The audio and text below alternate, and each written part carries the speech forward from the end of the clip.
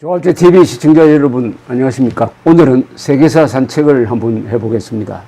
1950년 9월 15일에 있었던 인천 상륙작전의 마쿠 비화입니다. 마쿠 비화입니다. 오늘 설명드리기 전에 우선 한 주제의 격가지가 되겠는데, 이 주제의 격가지가 되겠는데, 이 간첩 이야기를 하겠습니다. 한국 전쟁이 일어났을 무렵에 영국의 정보기관에 이 힐비, 맥클레인, 버지스, 블런트라는 이 네 사람의 유명한 간첩이 있었습니다. 소련 간첩이었습니다. 소련에서 파견한 간첩이 아니고 영국에서 캠브리지 대학 출신인데 엘리트죠. 아주 핵심 요직에 있었습니다. 이 사람들이 자발적으로 소련을 위한 간첩질을 하는데, 이 사람들의 위치가 어디냐? 바로 영국 정보기관과 외무부에 있었어요. 영국 외무성에 있었습니다. 그러니까 최고급 정보를 볼 수가 있었는데, 이때 한국전이 벌어지고 있었습니다. 그럼 한국전에 관한 정보도 이자들이 수집을 해가지고 스탈린에 보고를 했다고 봐야 합니다. 이 필비, 맥클레인, 버지스, 블런트는 1930년대에 영국 캠브리지 대학에 다니면서 서로 친구가 되고, 그리고 공산주의에 감염되고 말았습니다. 그러니까 자발적으로 이제 공산주의의 본고장인 소련에 정보를 제공하는 자발적 스파이가 되고 말았던 것입니다. 이 이념적 소신에 따라서 간첩질을 하는 게 가장 효과적입니다. 우리 정보기관, 수사기관에 있던 분들의 증언에 의하면은 주사파, 1980년대에 대한민국 학원가에서 만들어진 주사파, 즉 김일성주의자들이 말하자면 간첩 공작의 밭이었다라는 그런 표현을 씁니다. 북한에서 간첩을 포섭하기 위해서 내려와서 주사파 출신 운동권을 만나면은 왜 이제 오십니까? 할 정도로 반기고 그들을 간첩으로 포섭하는 것이 아주 쉬웠다, 이런 이야기를 합니다. 비슷한 상황이 1930년대에 미국, 유럽에서 벌어졌습니다. 그때 공산주의가 세계를 석권하고 있을 때입니다. 더구나 스페인 내전이 일어나가지고 공산주의자와 프랑코가 대결하고 있으니까 더욱더 공산주의 이론은 이 지식인 사회에 파고들기가 쉬웠습니다. 그때 파시즘, 나치즘이 대두하니까 파시즘, 나치즘과 싸우는 데는 공산주의다. 공산주의가 어려운 일을 한다.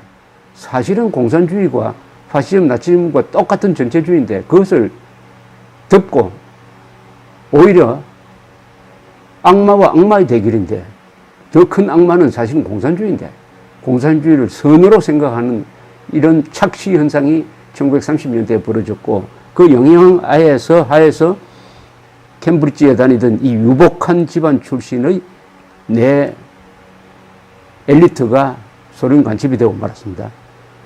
1950년 무렵 이들은 어디에 있었느냐?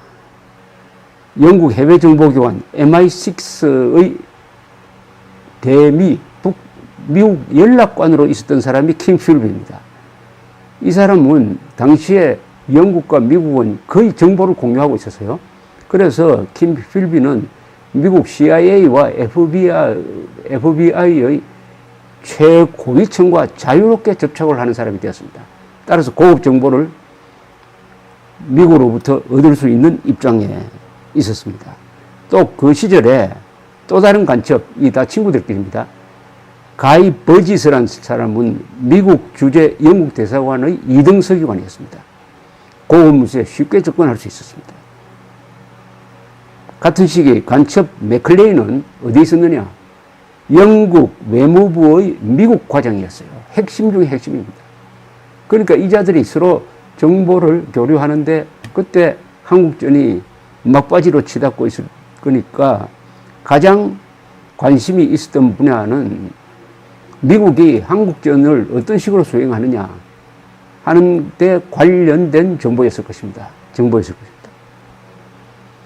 이 제임스 가빈이라는 장군은 미국 장군입니다만은 한국전을 치러보니까 이 적군, 즉 공산군이 유엔군의 병력 배치를 미리 알듯이 대응하고 있더라. 이런 증언을 남겼습니다. 윌리엄 만체스터라는 사람이 아메리칸 시즈라는 책을 썼는데 이것은 메가드를 다룬 전기입니다. 이 윌리엄 만체스터가 이 전기를 쓸 때 인터뷰를 한 사람이 영국 스파이 소설을 많이 쓴 존 르 까르라는 사람이었습니다. 존 르 까르는 정보기관에 아주 밝은 사람이었는데 이 사람이 이렇게 정리를 했습니다. 한국전에 관하여 미국이 아는 것은 워싱턴의 영국 대사관이 다 알았고 영국 대사관이 아는 것은 간첩 3인방 필비, 맥클레인, 버지스도 알았을 것이다. 알았을 것이다. 이 3인방이 알면 누가 알게 되느냐? 스탈린이 알게 된다는 뜻입니다. 스탈린이.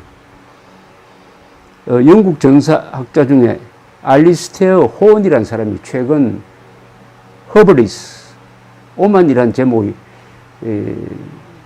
책을 썼는데 20세기 전쟁의 비극이라는 책입니다. 여기 보면은 메가드 이야기가 나옵니다. 이렇게 이 유명한 이 전사학자인 호언은 상상합니다. 즉 1950년 9월 15일 인천 상륙 작전에 대한 정보를 영국 간첩들이 알아가지고 스탈린에 보고했을 것이다. 그런데 스탈린은 이 사실을 김일성에게 알려주지 않았다. 그 미스터리에 대해서 이렇게 의문을 제기합니다. 세계에서 가장 효율적인 간첩망을 갖고 있던 소련이 단순 실수를 한 것인가? 아니면 더 기괴한 해설이 필요한가? 즉 스탈린은 유엔군이 북한으로 진격해야 모택동에게 개입하도록 강요할 수가 있으므로 유엔의 북한 진격을 희망하였고 그리하여 김일성에겐 알리지 않은 것인가? 그것은 맹목적인 메가드를 벗어날 수 없는 함정으로 끌어들이기 위함이었던가? 1939년 가을 스탈린이 보여준 마키아벨리식 음모를 볼 때 이런 해설은 사실이 아니라고 단정할 수 없다. 신중하게 섰는데 요약하면 이거죠. 스탈린이 메가드 인천 상륙 작전을 몰랐을 리가 없다. 스탈린은 뉴멕시코주 로스 알라모스에서 미국이 원자폭탄을 개발하는 것을 소상히 알고 있었습니다. 소상히 알고 있었어요. 그 정도로 고급 정보에 접할 수 있었는데 인천 상륙 작전을 준비하면서 메가드는 보안에 별로 신경도 쓰지 않았습니다. AP 기자는 1950년 9월 15일 지금 한참 상륙작전이 진행되고 있는데 부산에 앉아가지고 지금 인천 상륙작전이 시작되었습니다 하는 기사를 썼어요. 기사를 썼습니다. 이게 세계적 특종이 되었습니다만은.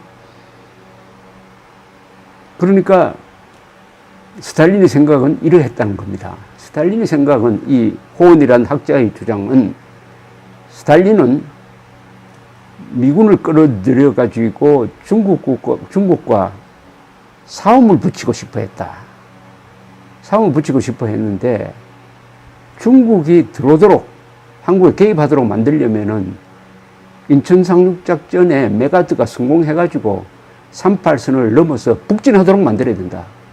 그렇게 해야 스탈린은 모택동 보고 김일성을 살리기 위해서 당신이 나서주라고 등을 떠밀 수가 있다. 그렇게 하려면 인천 상륙작전이 실패하지 않도록 김일성에게는 정보를 제공해 주지 않았다. 이런 이야기입니다.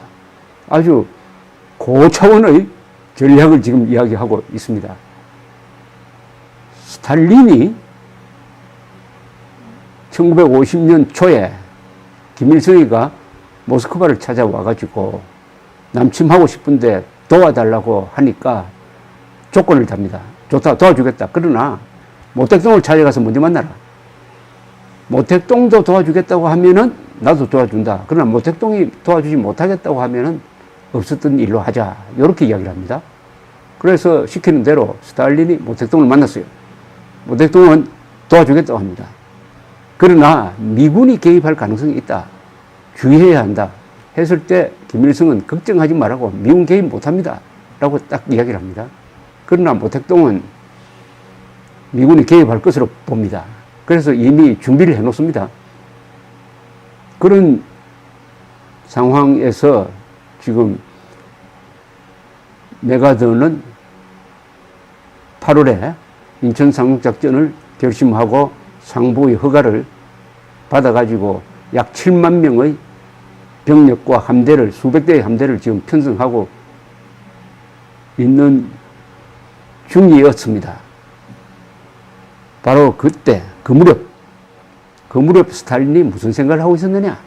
즉, 1950년 8월 말, 낙동강 전선에서는 결정적인 전투가 벌어지고 있었고, 이것을 완전히 뒤집기 위한 인천 상륙작전 계획이 무르익고 있을 때 스탈린은 무슨 계산을 하고 있었느냐를 보여주는 아주 중요한 문서가 2005년에 공개된 게 있습니다. 발굴된 게 있습니다. 이것을 설명을 하면은 이야기를 더 진척시킬 수 있습니다. 러시아 3대 국립문서보관소 중 하나인 사회정치사 문서보관소에서 안드레 레도프스키라는 러시아 학자에 의해서 발견된 스탈린 편지가 있습니다. 이것을 베이징 대학교 역사학부 김동길 교수, 이 한국 사람입니다. 김동길 교수가 얻어가지고 논문을 쓴 적도 있습니다. 이 편지는 이렇게 제목이 뭐냐? 필리포프, 스탈린의 암호명입니다. 필리포프가 프라하 주재 소련 대사에게 보낸 편지입니다. 그 내용은 체코슬로바키아 클레멘트 고트발트 대통령을 만나서 이 내용을 전달하라. 구두로 전달하라. 이럽니다. 구두로. 문서를 주면 안 된다. 자, 이 문장을 한번 읽어보겠습니다. 이 문장의 이 시작은 어떻게 출발하느냐 하면은 김일성이가 남침했을 때 미국이 유엔 안보리를 소집을 합니다. 소집해달라고 해서 유엔 안보리가 소집이 되는데 그때 침략자로 이자들의 행동을 침략자로 전쟁 범죄로 규정을 하고 침략 행위로 규정을 한 다음에 유엔군을 편성해서 막겠다는 결의를 합니다. 근데 유엔 안전보장이사회 5개 상임이사국 중에 하나인 소련이 거부권을 행사하면은 유엔군 편성 못하는 거예요.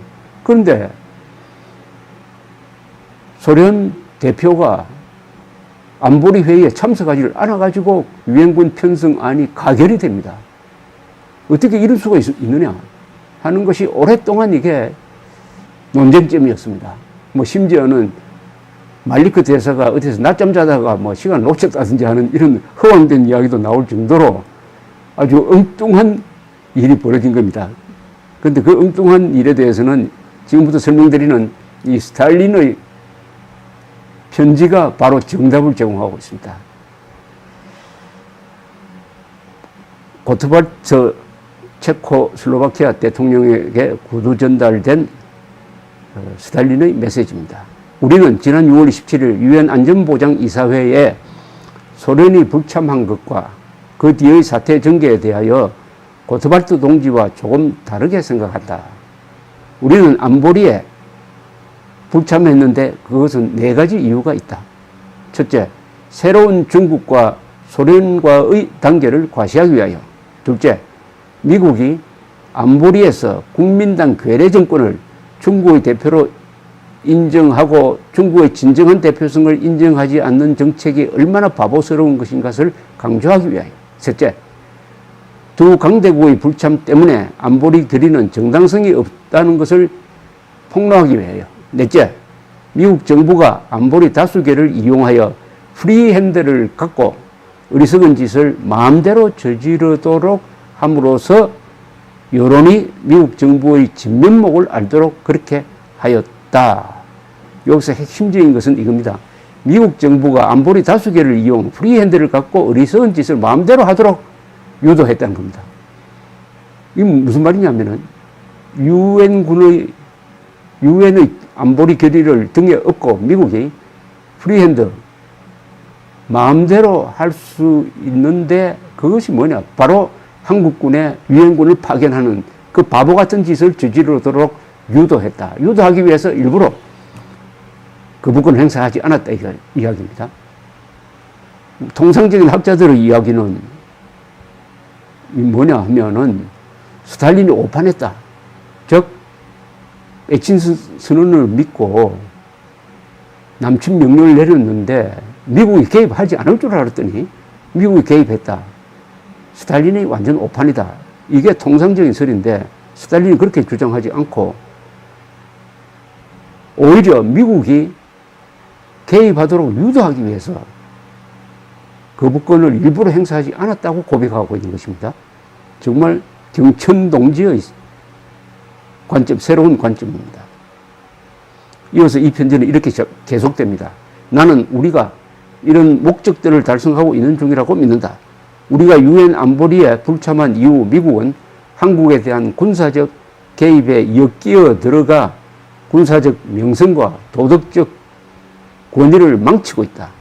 미국이 한국에서 침략자와 폭군의 역할을 하고 있다는 사실과 미국이 한때 생각하였던 것만큼 군사적으로 강력하지 않다는 사실을 의심하는 사람은 없을 것이다. 더구나 미 연방합중국이 극동에 묶여 현재 유럽에 신경을 쓸 여유가 없다는 것도 명백하다. 이 같은 사실은 세계의 세력 균형에 있어서 우리에게 득이 되지 않겠는가? 의심할 바 없이 그렇다. 미국 정부가 극동에 계속 묶여 있고 조선의 자유와 독립을 위한 투쟁에 중국을 끌어들인다고 가정해 보자. 이로부터 무슨 일이 생기겠는가? 이때는 중국군이 한국에 들어온다는 이야기가 나오지 않을 때입니다. 8월 말입니다. 조금만 더 밀어버리면 김일성이가 부산까지 갈 수도 있는 상황이었어요. 그런데 그때 스탈린은 중국군을 어떻게 끌어들일 것이냐 하는 것을 생각하고 있었다는 이야기입니다. 중국군이 한반도에 들어오려면은 유엔군이 38선을 넘어서 북진을 해야 됩니다. 그러니까 어떻게 하면은 그 말은 미군이 38선 넘어서 북진하도록 만들 것이냐, 이걸 지금 스탈린은 고민하고 있었던 거죠. 1950년 8월 말에. 자, 그런 관점에서 다시 한번 읽어보겠습니다. 스탈린의 이야기입니다. 미국 정부가 극동에 계속 묶여있고 조선의 자유와 독립을 위한 투쟁에 중국을 끌어들인다고 가정하여 보자. 이로부터 무슨 일이 생길 것인가? 첫째, 미국은 그 어떤 나라도 마찬가지지만 방대한 병력을 보유한 중국과 싸워 이길 수가 없다. 미국은 이 투쟁에서 전선을 지나치게 넓히게 될 것이다. 그렇게 함으로써 미국은 가까운 장래에는 제3차 세계대전을 일으킬 수 없게 될 것이다. 그리하여 3차 대전은 얼마나 오래 걸릴지는 모르지만 연기가 될 것이고, 이는 유럽에서 사회주의를 강화하는 시간을 줄 것이다. 더구나 미국과 중국의 투쟁이 극동의 전 지역을 혁명화할 것이면 두말할 필요도 없다. 이게 아주 스탈린식의 냉철한 분석입니다. 첫째, 미국이 한반도에서 중국과 맞붙는 사태가 벌어지면은 미국은 중국이 파놓은 덫에 빠지게 된다. 절대로 재래식 군사력으로는 중국을 이길 수가 없다. 그리고 중국과 미국이 한국에서 싸운다는 것이 이게 해방전쟁, 계급 해방이든 민족 해방이든 해방전쟁으로 여러 지역으로 확대되는 촉매제 역할을 할 것이다. 그렇게 되면 우리는 유럽에서 공산 세력은 프리핸드를 가지고 유럽의 자유진영 국가를 압박할 수가 있다. 얼마나 현명한 선택이었느냐, 이런 이야기입니다. 정말 놀라운 고백이죠. 놀라운 고백입니다. 자, 그러면은 한번 보겠습니다. 그러면은 스탈린은 중국을 한국전에 끌어들이기 위해서 어떤 움직임을 보이고 있었는지를 한번 살펴보겠습니다. 이게 공개된 문서가 이제 많으니까 이제는 사후적이지만은 좀 증거를 가지고 자료를 가지고 이야기할 수가 있습니다. 1950년 7월 2일, 즉 북한군이 한강, 서울을 점령하고 한강을 넘어서 이제 부산을 향해서 막 진격하고 있을 때입니다. 이때 주얼레 총리가 중국 주재 소련 대사 로시친을 불러서 이렇게 이야기합니다. 주얼레 중국 수상이 모택동은 미군이 인천에 상륙할 가능성이 있으므로 서울을 방어하기 위하여 인천에 견고한 방벽을 만들어야 한다고 생각한다. 만약 미군이 38선을 넘으면 중국군은 조선 사람으로 변장해가지고 미국에 대항하는 일종의 의용군 역할을 하려고 한다. 이 목적을 위하여 이미 봉천 지구에 12만 명으로 구성된 3개 군을 집결시켰다. 이들을 의무화하는데 소련 공군이 협력해 줄 수 있는지 알고 싶다. 북조선의 지도부는 모택동이 2차례 경고하였음에도 미국의 군사적 개입 가능성을 과소평가하고 있다. 주얼레는 모택동은 이미 북한군이 남쪽으로 진격하고 있지만은 결국은 메가더가 인천에 상륙작전을 할 것이다. 그러니까 조심하라고 김일성에게 경고를 해도 김일성은 그런 일이 없을 것이라고 하면서 계속 밀고 나간다. 걱정스럽다. 그러나 만일의 사태에 대비해서 소련은 공군 병력을 지원해 줄 수 있느냐 이렇게 타진을 하고 있습니다. 7월 5일 3일 뒤입니다. 스탈린은 주얼레에게 전문을 보냅니다. 우리는 공군력으로 중국의 병력을 지원하겠다. 이렇게 합니다.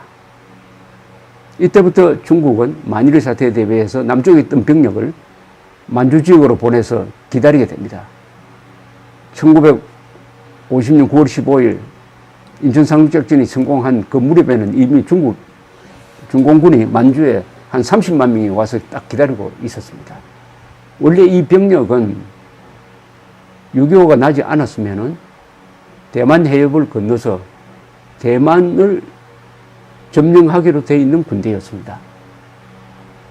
그러나 우선 북한을 보호하기 위해서 병력을 북으로 돌리는 바람에 또 그때 트루만의 결단에 의해서 미 7함대가 대만 해협에 포진해서 중국의 공격으로부터 대만을 지키겠다고 선언해버립니다. 대만은 우리 때문에 살았습니다. 6.25 때문에 살았습니다. 6.25 덕분에 살았습니다. 이렇게 이미 준비를 하기 시작했습니다. 그래도 인천 상륙작전에 성공하지 못하면 북진할 수가 없는 거죠. 38선으로 밀어 38선 북쪽으로 북진하지 않는 한 중공군은 개입할 수가 없었습니다. 38선 북쪽으로 진격하는 것은 9월 15일 인천 상륙작전에 성공하고 그 다음에 10월 1일 여세를 몰아가지고 한국군 3사단이 38선을 돌파하고 그 다음에 19일에 평양을 점령해서 북진이 이루어지고 있으니까 그때 모택동은 정치국 회의를 열었습니다. 중공군이 참전할 것이냐 말 것이냐 의견을 들어보니까 거의 다 반대했습니다. 그러나 본인의 고집으로 밀어붙입니다. 그리고 주얼레가 스탈린한테 가서 약속대로 공군 지원을 해달라고 합니다. 스탈린이 공군 지원을 해주겠다고 하다가 마지막에 가서 취소합니다. 나 못하겠다고. 그래도 모택동은 참전 아닌 침략을 결심하게 되고 10월 19일 중공군이 압록강을 넘어서 북한 지역으로 들어오게 되면서 우리가 북진 통일이 좌절되는 순간에 다가가는 거죠. 이런 상황에서 스탈린은 인천 상륙작전에 대한 정보를 갖고 있었을 가능성이 충분합니다. 그것은 영국 고급 간첩들을 통해서 미국의 정보를 빼내가지고 얻었을 것입니다. 그 이외에도 미국에 소련의 간첩이 많았습니다. 그런데도 김일성한테 그 정보를 전했다는 증거는 없습니다. 스탈린은 알고 그냥 메가더의 인천 상륙작전이 성공하기를 기다렸고 성공한 다음에는 야, 드디어 메가드가 북진하겠다. 북진하면은 잘 됐다. 우리가 파놓은 함정에 빠진다. 북진하기만 하면은 나는 모택동의 등을 밀어가지고 참전하도록 하겠다. 개입하도록 하겠다. 그러면 한반도에서 중국과 유엔군이 대결하게 된다. 그러면은 아무리 현대식 병기가 많아도 중국의 숫자 많은 이 혁명군을 몰아낼 수 없다. 그러면은 한국에서 미국과 중국이 피를 흘리는 소모전을 계속하게 될 것이다.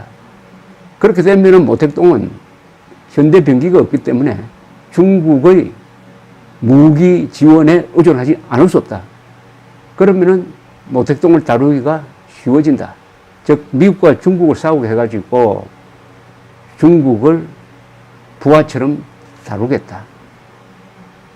그렇게 하지 않으면은 이 중국이 미국과 찌끄레 해가지고 우리의 소련의 영향권에서 벗어나게 된다. 어쨌든 일거양득이다. 미국과 중국을 싸움 붙여 놓으면은 소련은 양쪽을 다 견제할 수 있다. 이런 생각을 가지고 있었기 때문에 김일성에게 인천 상륙작전에 대한 정보를 제공하지 않음으로써 메가드가 인천 상륙작전에 성공하도록 유도했다 하는 이야기입니다. 물론 그것을 증명할 확실한 수치 100%의 증거는 없지만은 쭉 사태의 흐름을 보면은 이 주장은 상당한 설득력이 있다고 생각을 합니다. 그것은 스탈린의 대전략을 연구를 해보면은 이런 일이 전에도 있었습니다. 즉 1939년 그 불구 대천의 원수인 히틀러와 불가침 조약을 맺습니다. 언제 맺느냐? 1939년 8월 말에 맺습니다. 불가침 조약을 맺음으로써 소련은 폴란드를 보호할 의무도 원래도 없었지만 폴란드를 히틀러한테 갖다 바치는 겁니다. 아니, 히틀러가 폴란드를 쳐들어와도 가만히 있겠다는 거죠. 오히려 폴란드를 분할해가지고 반반씩 나누자는 겁니다. 소련이, 그때 형편은 소련이 폴란드를 지원하지 않으면은 독일이 폴란드를 쳐들어갔을 때 영국과 프랑스는 선전포고를 하겠지만은 보낼 병력이 없을 것이다. 폴란드가 희생되는 겁니다. 그때 스탈린의 목표는 뭐냐? 불구대천의 원수가 둘이가 있었어요. 하나는 자본주의, 자유진영의 프랑스와 영국이 있었고 또 다른 불구대천인 나치 독일이 있었습니다. 이 둘을 서로 싸우게 하자. 즉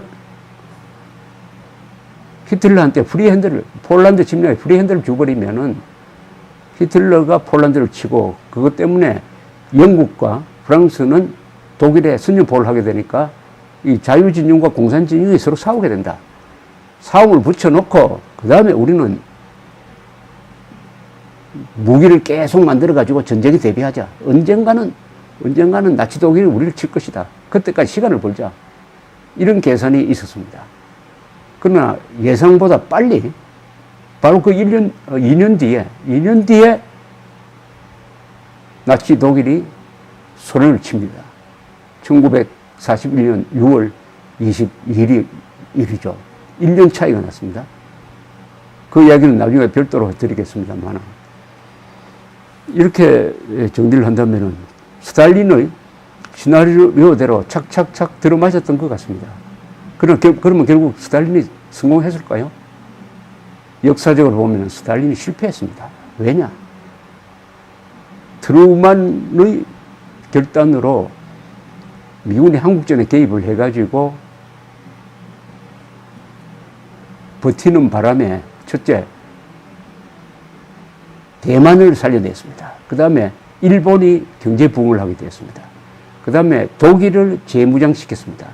나토를 군사동맹체제로 강화합니다. 그리고 무엇보다도 미국이 소련과 대결하기 위해서 군사비를 한국전쟁 기간 중에 3배로, 4배로 늘립니다. 본격적인 군비 경쟁이 시작됩니다. 그 40년 뒤에 경제력이 약한 소련이 무너지게 되는 것이죠. 그래서 6.25는 비록 휴전선에서 무승부로 끝났지만 그 파급 효과가 결국은 소련을 붕괴시키고 말았다. 이런 점에서 스탈린의 대전략은 나중에 지나고 보면 꼼수로 밝혀지게 됩니다. 꼼수로. 결국 소련을 무너뜨리고 미국을 강화하는 꼼수로 됐다. 그러니까 6.25 전쟁은 세계사적 의미에서는 사실은 이긴 전쟁입니다. 그러나 한반도에서 아직 이겨야 되는데 남북한에는 아직 우리가 이기지 못한 것은 북한이 핵무장을 했고 그 뒤에 중국이 붙어 있다는 사실입니다. 감사합니다.